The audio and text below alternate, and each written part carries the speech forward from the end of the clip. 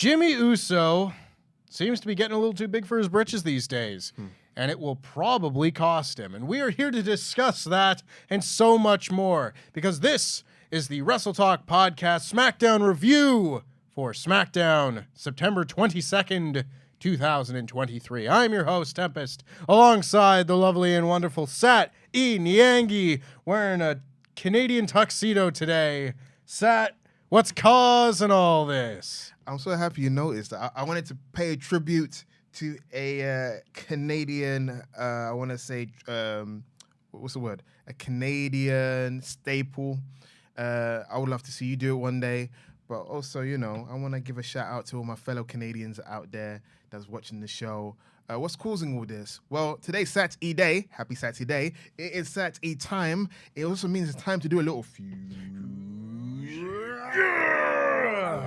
I feel the power. What's going on? Well, Jimmy Uso's per usual.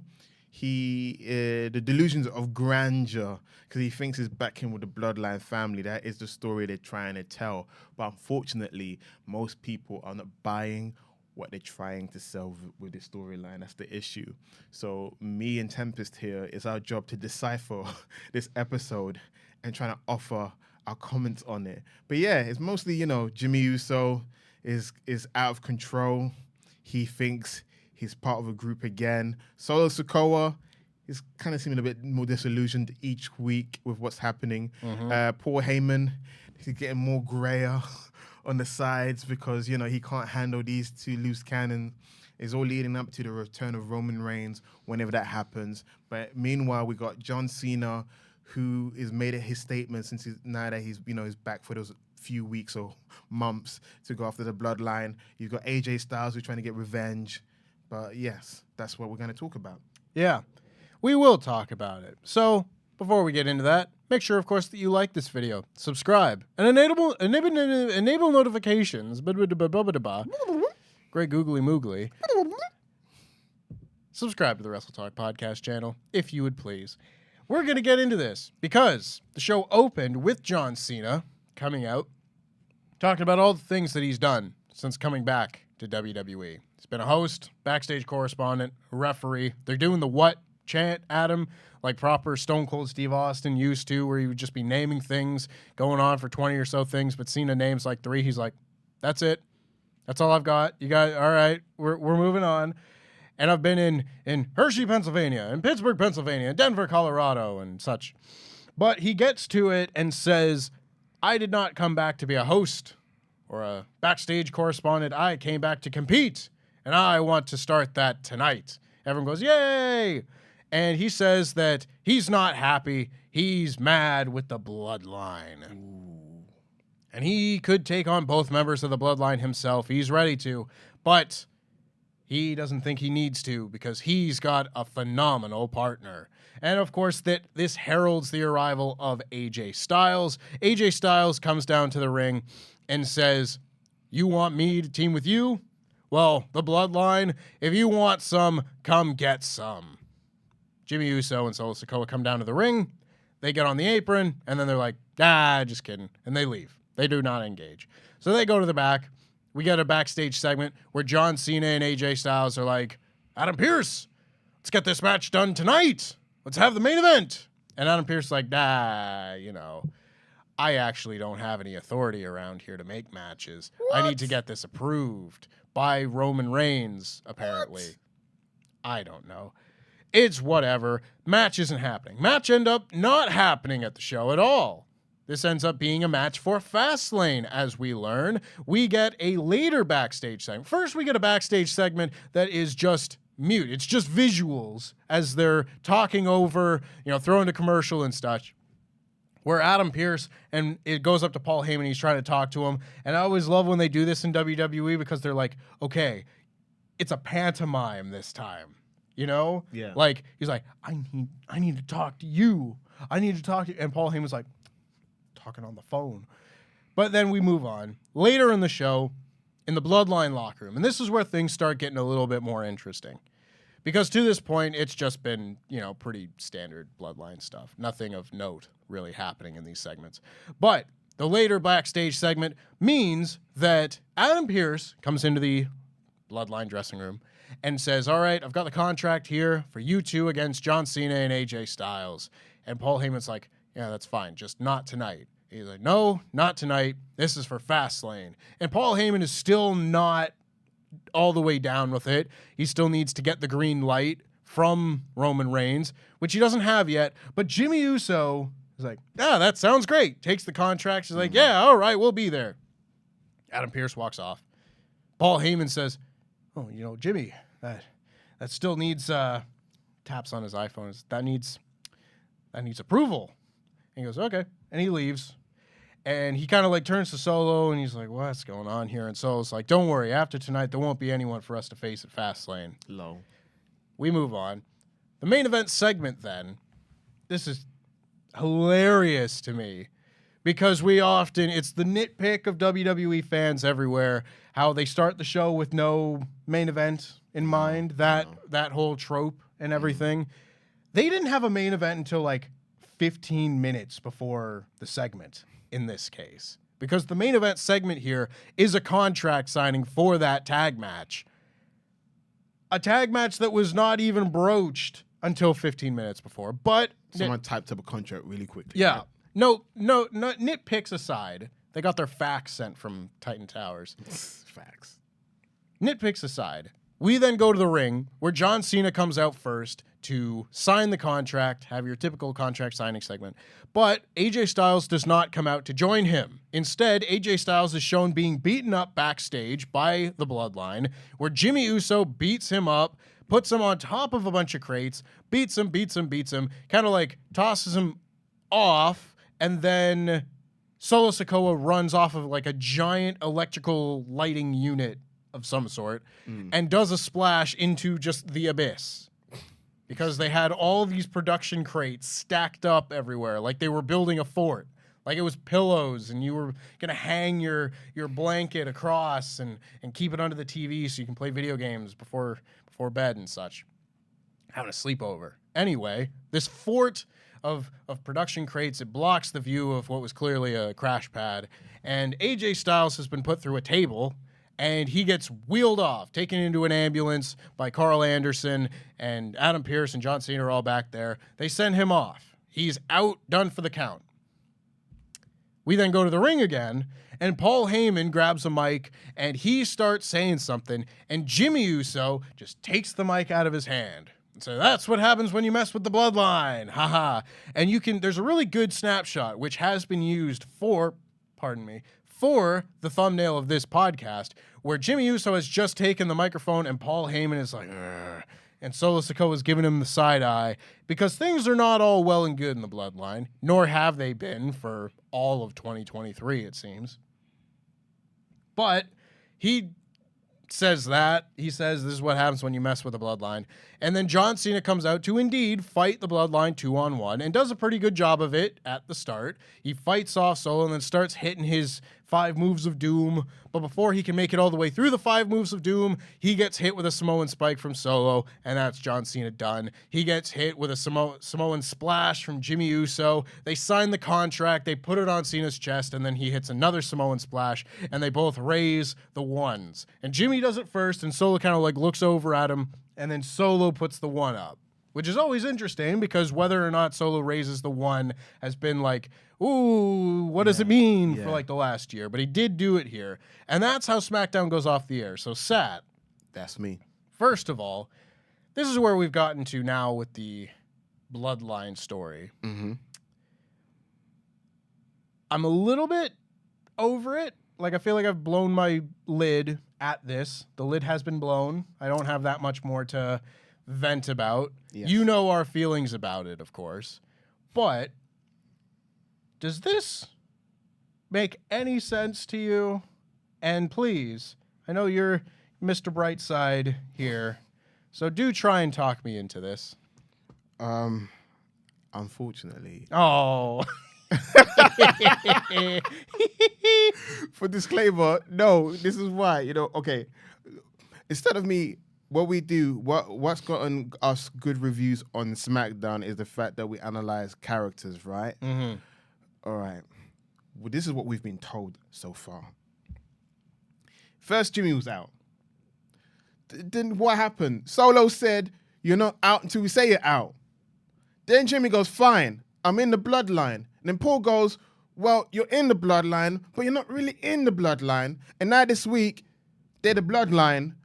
But Paul Heyman says we still need Roman Reigns to approve everything.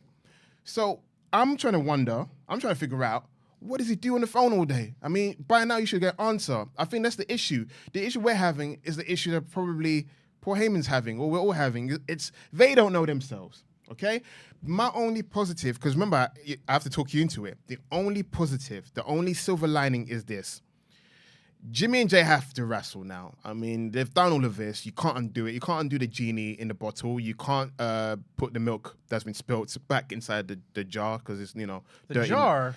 Milk jar. No? Milk bottle? Bag. Milk. You have a bag? It's Canada, brother. Okay. Milk bag, eh? Yeah, that's pretty good. Thank you, eh? Okay. So their plan is to get Jimmy ready. It has to be a despicable heel. At the moment, he comes across as a grandiose heel. They're grasping at straws because Jimmy is this clay they're molding into being a credible heel. I feel like that should be the project. The hook of his storyline is, how will Roman Reigns react to Jimmy Uso's actions?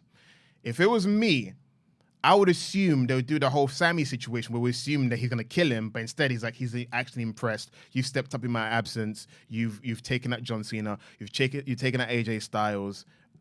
You've done enough to earn yourself back into the bloodline. I'm hoping that that's what's going to lead to. It would lead to actually Roman being impressed that Jimmy's showing some leadership skills. You may end up becoming the tribal chief in the future, which makes Solo jealous.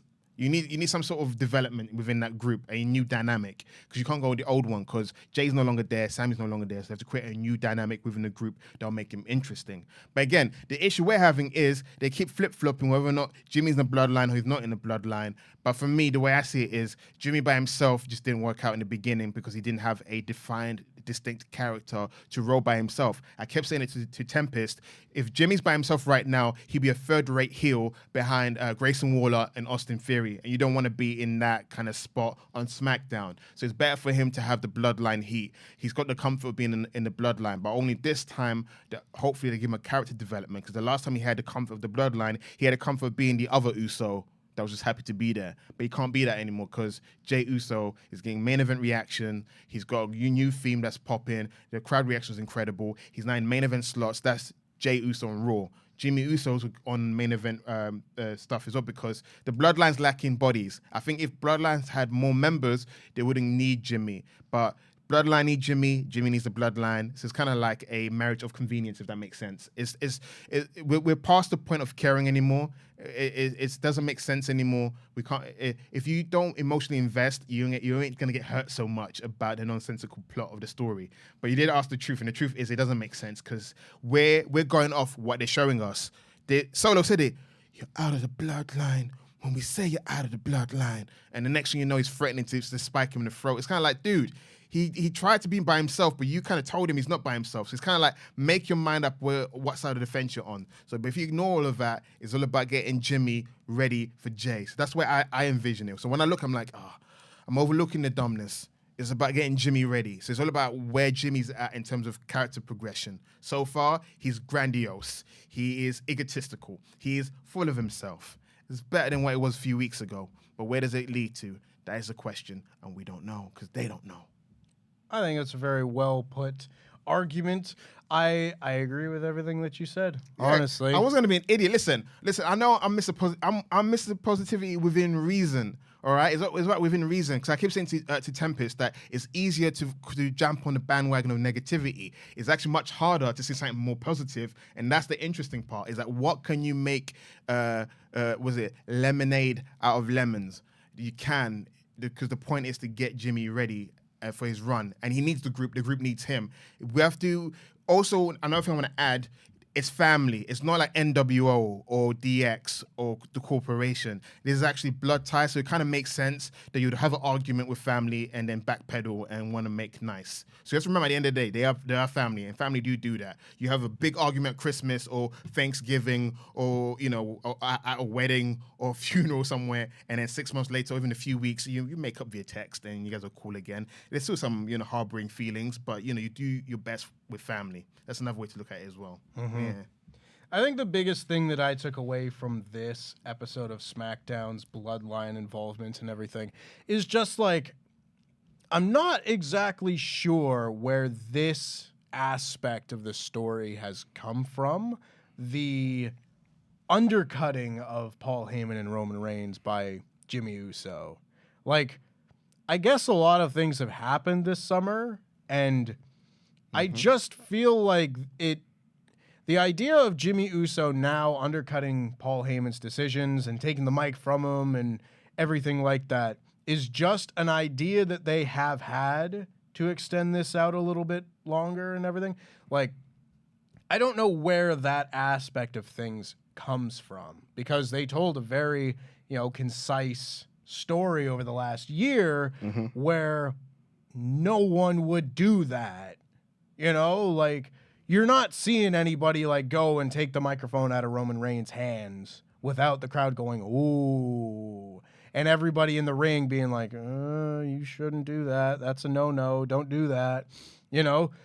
Whereas now, like, it's like the bloodline doesn't mean anything. I mean, he's already kicked Roman in the face. I You know what I'm saying? I think that's what it is.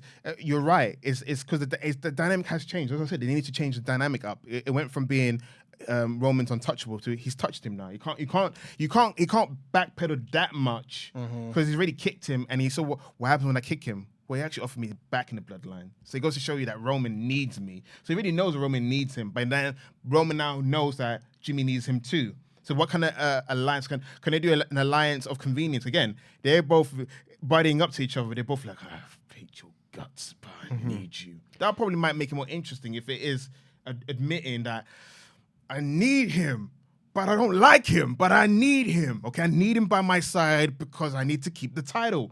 He's better inside pissing out than outside pissing in, like the whole Sammy analogy that Paul said. He needs Jimmy. Jimmy needs the protection. They need each other. They don't like each other. So it's not a group out of love. It's a group out of spite and convenience. If they can establish that, that might make it much more amicable and, digestible for us. I completely agree with that.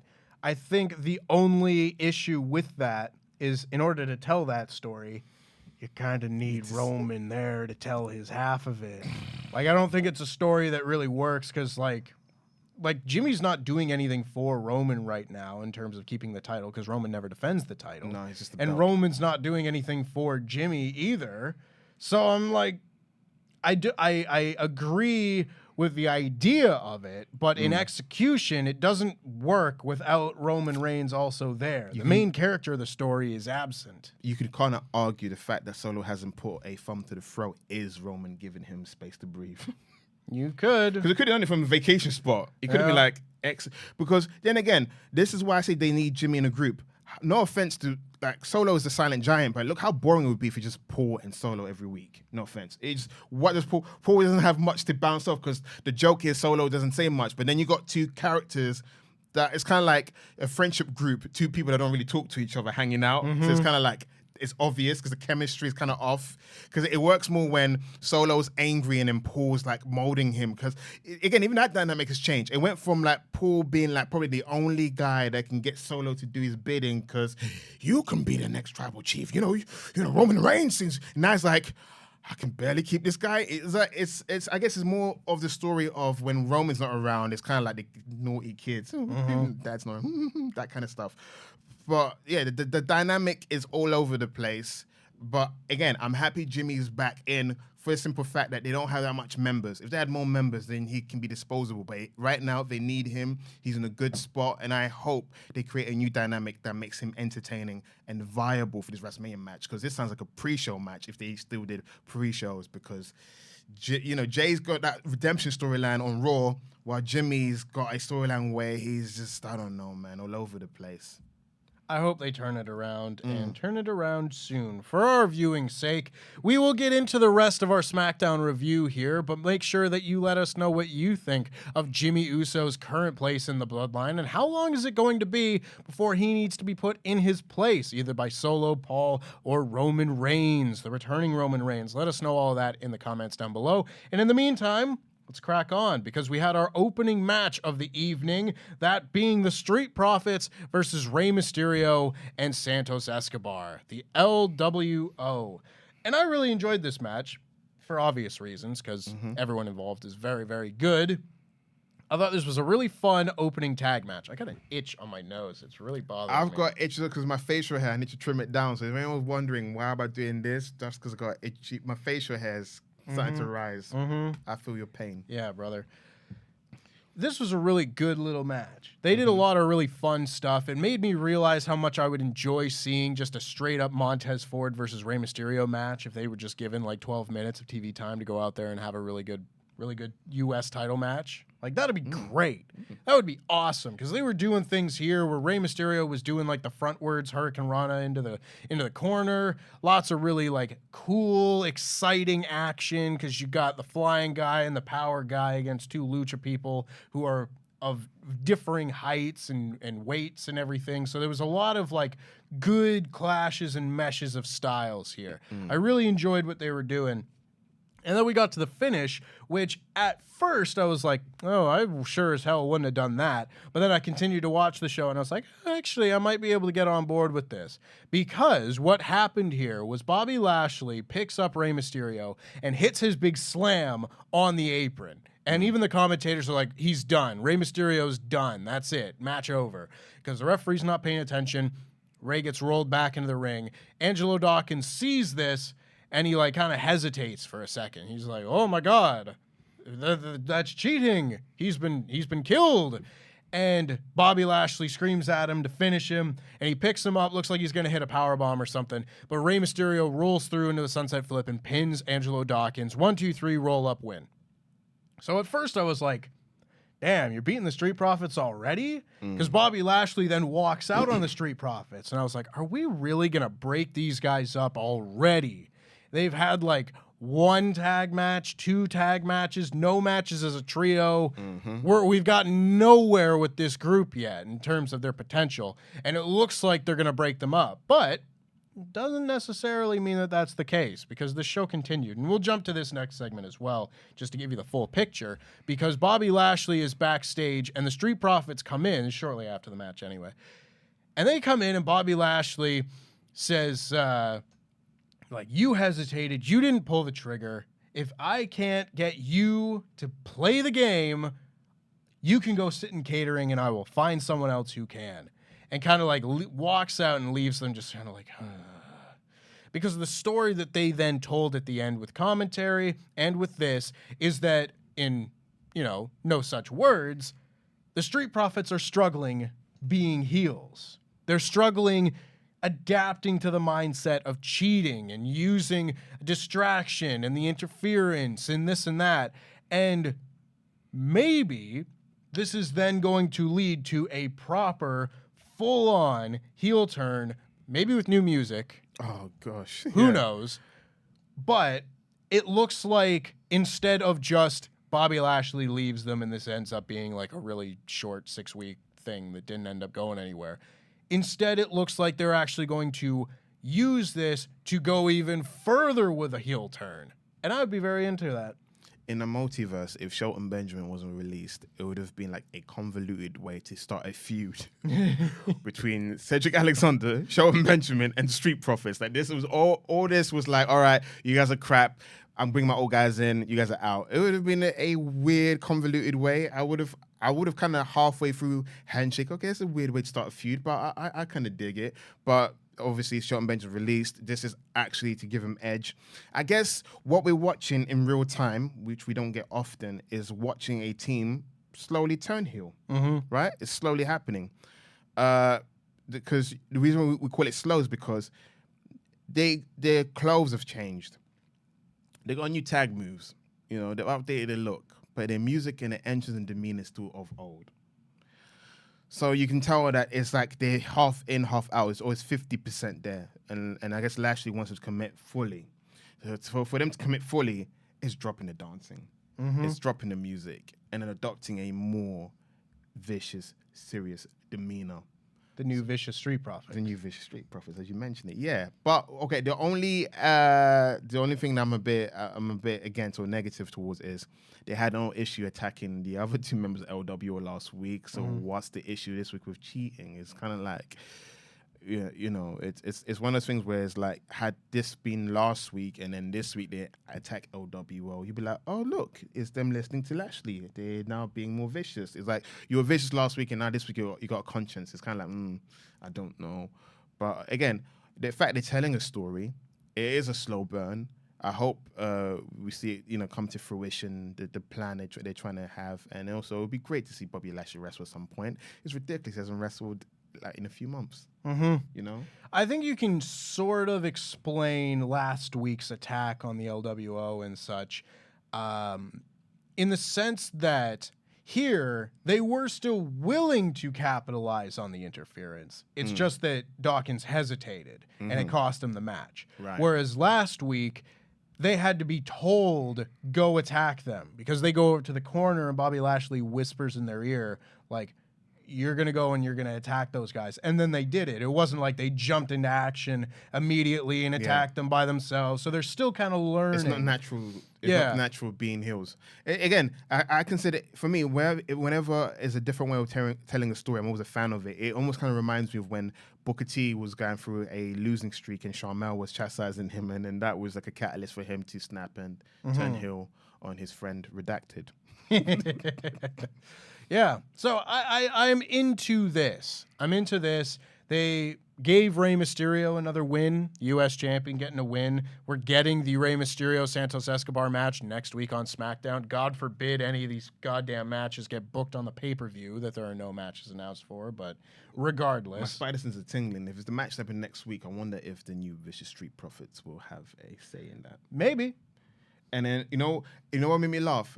I'm just now thinking about it out loud.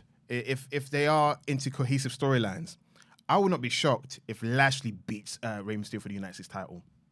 Sure. In the next few weeks. I mean, if that is because we're thinking, a WrestleMania feud, but I wouldn't be shocked if they pivot instead of this long-standing storyline that's going to probably, you know, end up with WrestleMania. Because we're like, what's Ray doing for WrestleMania next year? Because we don't see any thorough line yet in terms of where this LWO storyline's going. It could happen, but at the same time, maybe, I don't know. A part of me is like, that would be funny in terms of like how we expect long-term storyline and it's not going to happen. But a part of me is like, no, please don't laugh. Don't hurt my soul. But then again, they say it. If you have expectations, be prepared to be disappointed.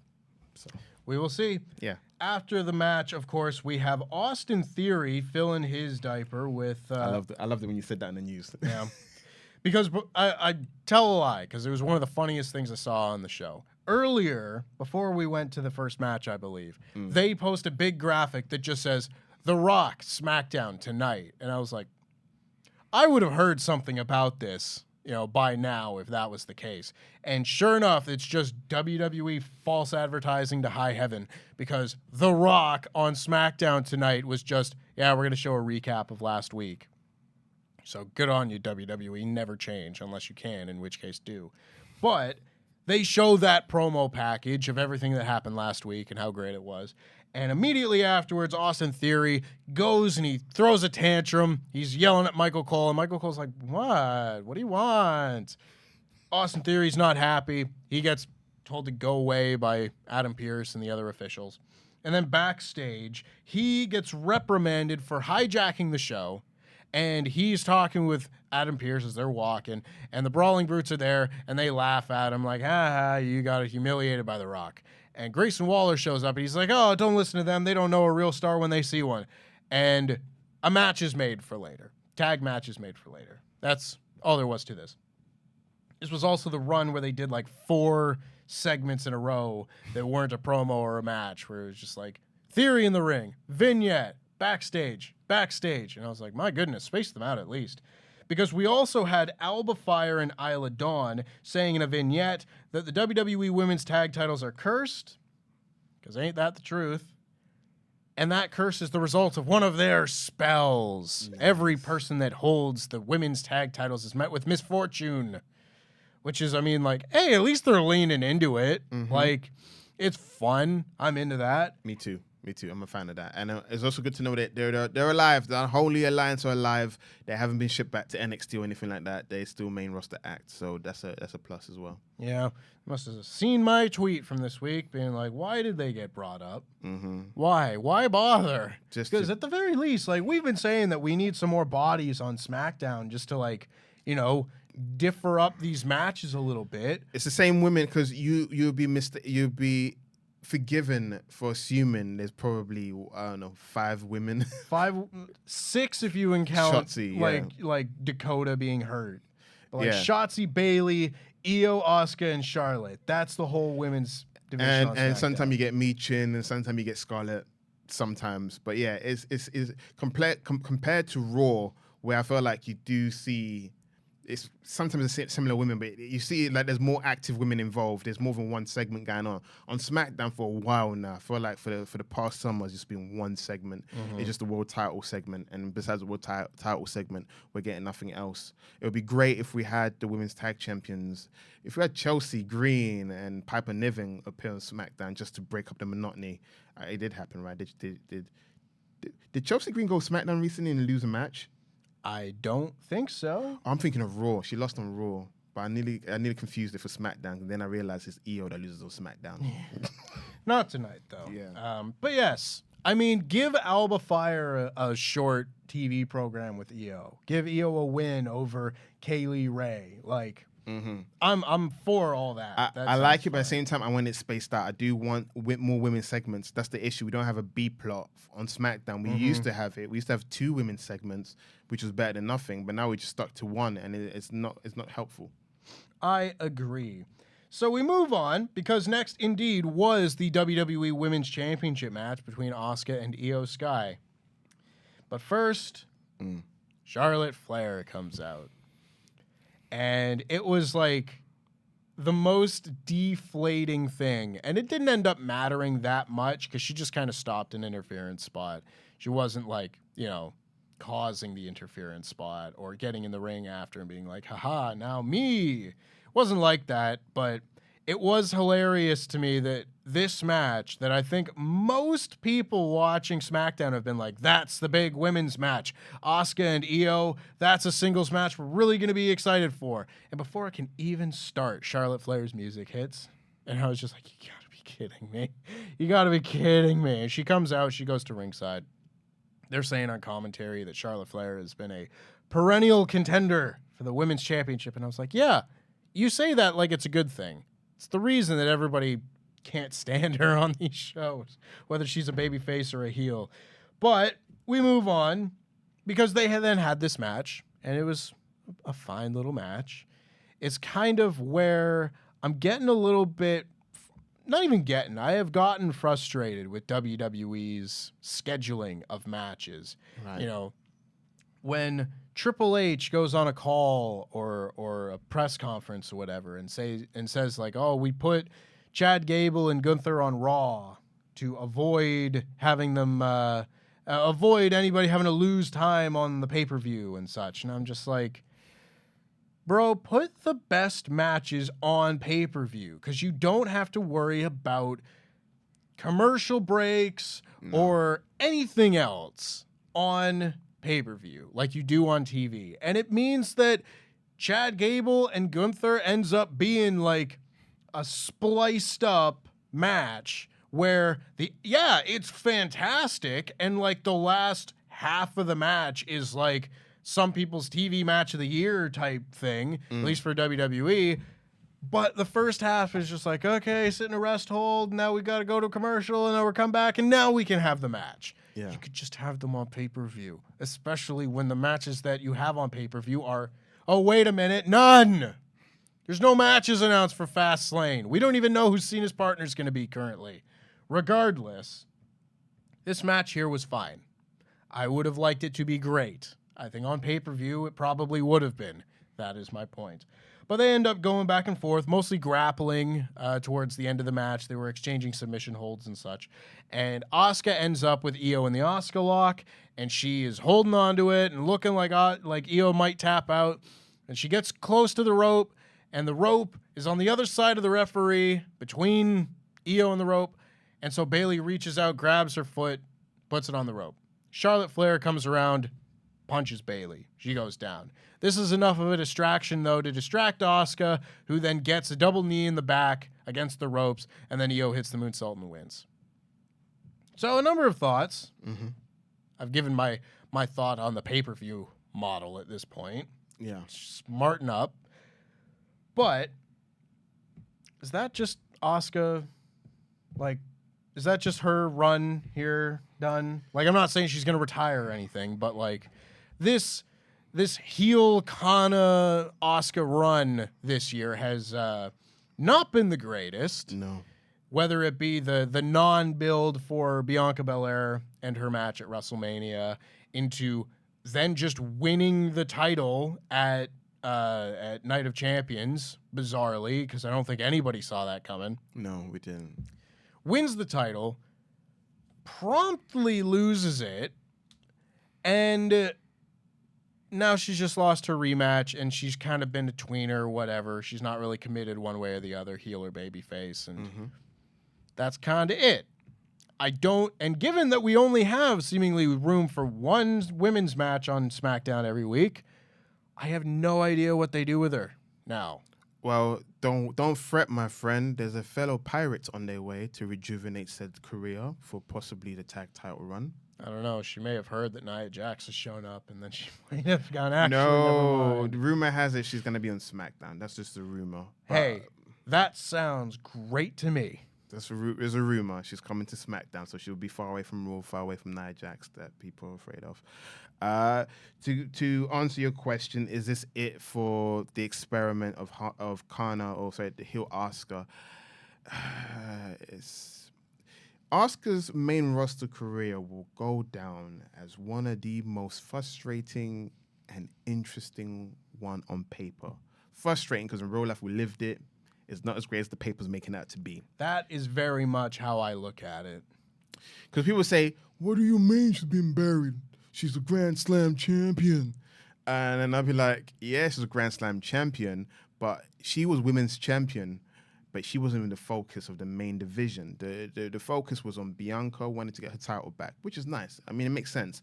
Who's the champion she wants to get her title back from? I don't know, Asuka. But no, enter Charlotte Flair. She's like, I want to be champion of a title that I did not lose at WrestleMania.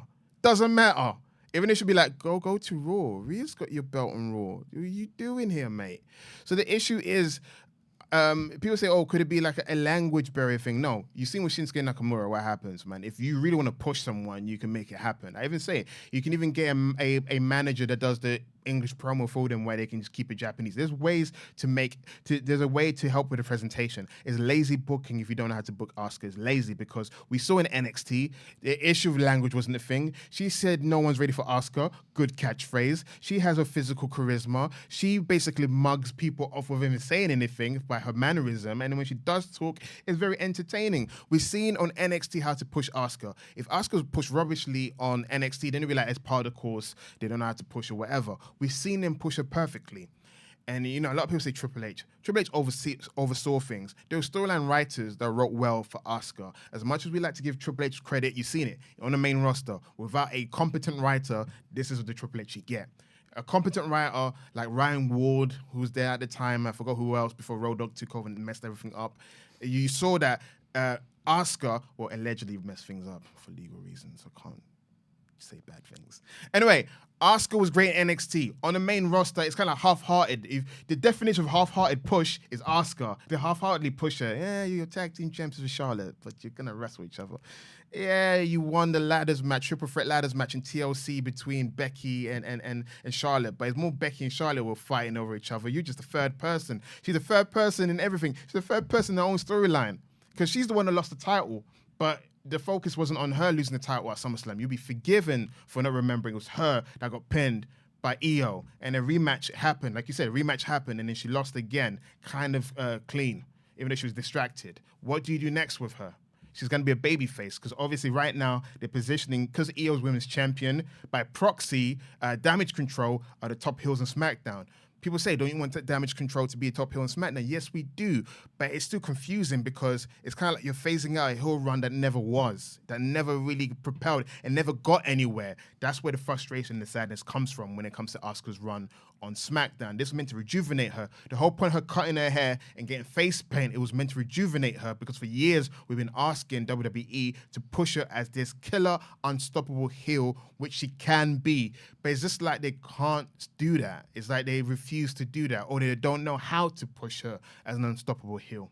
So yes, rant over. To answer Tempest's question, it seems like the Asuka, the clown Asuka, killer clown Asuka heel experiment is over. Get ready for her to transition back into a babyface and teaming up and being Charlotte's buddy.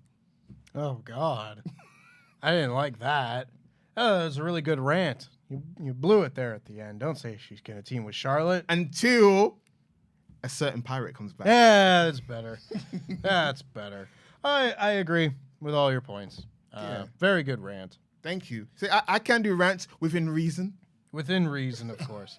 Yes, so then we had the backstage Adam Pearce Bloodline dressing room segment, and then we had maybe my favorite thing on the show, honestly, because you had Pretty Deadly in a hospital room. Yes, boy. And Kit Wilson, took me a second. Yes, no, you did it. That was a shoot. You nailed it. Kit Wilson is talking to the camera, talking about what happened to Elton Prince. And he's like, oh, he's hurt his shoulder. It was devastating. And all the while, you look over and Elton, like, knocks his drink onto the floor. And he's like, Kit. And they start going through a training montage. And it's things like he's learning how to walk again. And he steps up onto this thing and falls over. And they're trying to pick him back up. It's like, oh, you're going to get it. It's okay. And, like, interspliced into all of this is the doctor who's like, he has a separated shoulder. He'll be fine. And I thought this was very well done. I think we said last week that I wanted to see, like, getting back in the ring vignettes of Pretty Deadly. It's exactly what I wanted. All I can say is I was sports entertained. What I want next year, I want him to give me that Triple H return montage. You know the one he had, the one when he came back to face Booker T. We can rebuild him. We have the technology. Exactly. Just do that with Elton Prince. Just the serious music and then him rejuvenated and his being a tasty snack. Yes, boy. I am sports entertained. It's a shame that I'll never get my dream match of Pretty Deadly against Maximum Male Models. That was my low-key dream match that I wanted to see. But unfortunately, it's not going to happen. But yes, boy, they're coming back. Your future tag team champions. Maybe if they separate the title, I don't know. Yeah, I think it probably would depend on that. But yes, more of this, please. Honestly, stay healing if this is what we're going to get. Like, yeah, I'm with it. Oh, yeah. Again, please do not turn Pretty Deadly into baby faces quickly, please. They got mileage as heels. I can see it happening already because they remind me of what New Day used to be. Sure. Swami heels, just douche.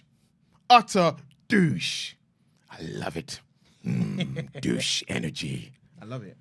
And then we had the final thing we have to talk about on this here show, because it was another tag match. This time, it was Austin Theory and Grayson Waller versus the Brawling Brutes. I've seen a lot of people talking on the Twitter machine about Austin Theory and Grayson Waller's entrance, saying that it's Goten and Trunks. Long. And I didn't think that when I saw it, but now I can't unsee it. So shout out to you, Twitter. And they beat the Brawling Brutes, of course. This was a pretty telegraphed result, if ever there was one on this show. Grayson won his first victory. Grayson Waller won a match. Oh, my God. And they actually had a pretty decent little finish here. Because if anything, like, I don't think it's a news flash here that Austin Theory is not our favorite wrestler. No. But I think he and Grayson Waller go together pretty well as a tag team. And they did a nice little finish here because Ridge Holland had Theory in a Boston Crab, and Butch had Grayson Waller in like a sleeper hold where he's on his back, and everything. And then they're on the outside. And Grayson Waller rams Butch into the post and then jumps in the ring, does his rolling stunner on Ridge Holland, who's in the middle of giving the Boston Crab. He's hit the Boston Crab's broken up, and then Austin Theory picks him up and hits A-Town down for the win. And that's it. And they kind of do a little celebration, and that's all for this one. It was a TV match. It was a TV match, but my spider senses are tingling, guys, because whenever they do something like this, I'm always often saying to myself, when they put two people together, what is the end result? Where are we going with this? Is it tag title destination, or is it the other side? And you're like, what's the other side? Grayson Waller's a new character on SmackDown. Got a huge upside, no hang-ups. Great on the ring, great on the mic, has his own talk show, has segments with legends.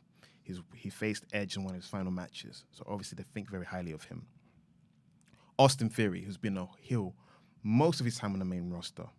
You could argue, now they lost the United States title, usually if he had a successful United States title, that means, oh my gosh, he's getting propelled for main event status. But what happens when you bungle your title reign? You have to reshuffle the deck a bit with a character. Weirdly, on Twitter, I've seen some sickos say this. Austin Theory should be a babyface. Austin Theory is going to be the biggest babyface ever. Have you seen this video of Austin Theory with a fan? Austin Theory going to be lit when he's a babyface. I fear we're not going for the tag title route. We're going for the other route. Austin Theory and Grayson Waller are going to be a tag team for a bit until they decide WrestleMania's coming up. What do we do? I know. Grayson Waller's going to turn on Austin Theory, and Austin Theory's going to turn into a babyface, and then you have Austin Theory versus Grayson Waller. I fear, my friend, that's where we're going. Austin Theory is going to turn babyface. I thought you were Mr. Brightside on this show.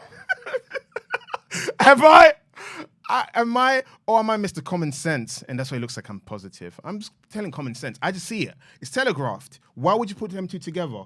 The tag titles, the tag division is kind of stacked in a weird way. You can never run out of tag teams, right? You got two tag belts on one team, and when you do break it up, you got Pretty Deadly as the default main status. So why are they together?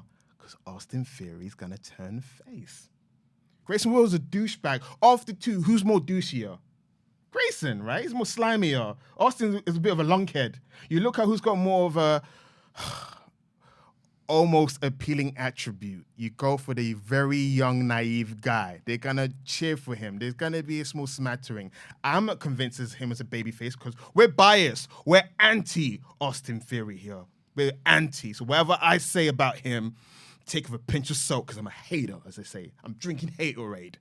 But Austin Theory is gonna be a babyface. And Grayson Waller is gonna play a part of it. You see the vision in it. It's a dirty vision. I'm not on board. It's a dirty vision, but what do you do next with him as a heel? Because he's won the United States title, you can't give it to him back again because he bombed. So you have to rejig things. So you put him in a tag team and get a bit comfortable. Because no offense, what's that? Miz and Morrison? What happened with Miz and Morrison? That's right, the douchier one, Miz turned on Morrison. Austin Theory's Morrison. The abs are good looks. Arguably. How did that work out for Morrison? He did. You know what? Yeah, Morrison's original run was fine. He just left because he was not post a certain point. Won a lot of mid-card titles. I remember his feud with Sheamus for some weird reason. That and they had good matches.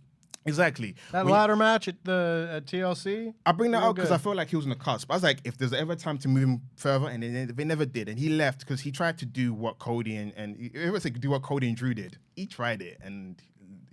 Left a bit too long. He left it probably a bit too long. I don't know, this for me is a format of Miz and Morrison. They did with Miz and Morrison. Because you're a bit like, Miz and Morrison, why are they teaming up? They could just thrive by themselves. I mean, wasn't Morrison just ECW champion? And they made him a tag team. What happened in the end? Miz turned on Morrison when the draft happened. So I see Austin Theory and Grayson Waller being a tag team until they pull the trigger of having Theory being turned on by Grayson Waller. They're waiting for it. You have to build a team a bit, right? You have to get kind of invested. And they're hoping that Grayson Waller can bring some more charisma into Austin Theory. And when he's done that job, turn him face. Well, let us know if you want to see Austin Theory as a babyface. Let us know in the comments down below. Let us know what you thought of SmackDown as a whole, because that brings us to the end of our SmackDown review. The only other thing on the show then was the main event segment, which we have already talked about. So, I mean, bang average, middle of the road SmackDown, I thought. Like, John Cena's on the show. That is cooler than it would have been otherwise, but LA Knight not being on the show hurt. Yeah. Big time. Like, if they had ended the show on an up note and have LA Knight come down to the ring and you let them know, just in case people don't know. Yeah, LA Knight got COVID and he was supposed to be on this show in the main event segment and wasn't. But that left a big old void in this show, and unfortunately, that did bring things down a little bit. Like, there wasn't really too much on this show to write home about. I really struggled coming up with, like, what are we going to talk about here? Because my favorite things on the show were like a 2-minute vignette, which you could talk about, but for ages, yes, make it a little bit more difficult. And I thought the opening tag match was fun. And that's about it. I love your reaction when I told you that Austin Theory is going to be turning face because of this. Like, because I know you never sit at home to wonder why they're teaming up, but I'm one of the sickos that go, why are you teaming them up? What is your end goal? It's not tag titles, because SmackDown hasn't whiffed the tag title in a while. So it's like, where does this go, right? Yeah. Your reaction now, feel hold. You've seen it on Twitter, right? Austin Theory. Oh, I have, absolutely. I just don't listen to those sort of people. I just mute them and move on. Come on, because a lot of people's like, he's Cena said it, you're like me in Trunks, but past a certain point. So in their mind, it's like, you're right. By now, Cena's a babyface spinning US title. Why are you not there yet, Theory? Fear not. Grayson Waller will get you there. Well, if I'm wrong, whatever, it was a fantasy book. But if I'm right, remember you heard it, right? Because I was the guy that saw Sami Zayn and Kevin Owens win the tag titles from last year. It's documented on the SmackDown review. I was covering for Tempest. I was in the comfort of my own bedroom. I was doing the show with Pete. And I said to Pete, yeah, based on that Kevin Owens show with Sami Zayn, I think they're going to win the tag team titles at WrestleMania. And lo and behold, I was right. Well, I hope you aren't clairvoyant, because I'm good off this I am clairvoyant. No, because, no offense, it's like a heel for the sake of being heels that's not doing anything. I don't disagree, but I'm not putting this... They're investing in him. I'm like, if you're investing in him, you better get something out of his investment. He may not be my cup of tea. He's other people's cup of tea. So I want the other people that are drinking their cup of tea to enjoy themselves, even though I'll be in the corner hating on you, drinking your cup of tea, so happy with your Austin Theory babyface run, because I'll never buy him as a babyface, or as a heel, or as a wrestler.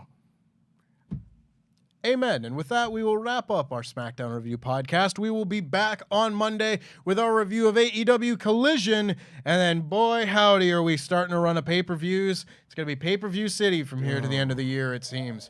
But, of course, if you want to check out any of those live reactions in the future or any of the reviews that you'll be getting in the coming week, make sure that you're subscribed and enable notifications. I've messed that up twice today. Enable notification, always on, baby.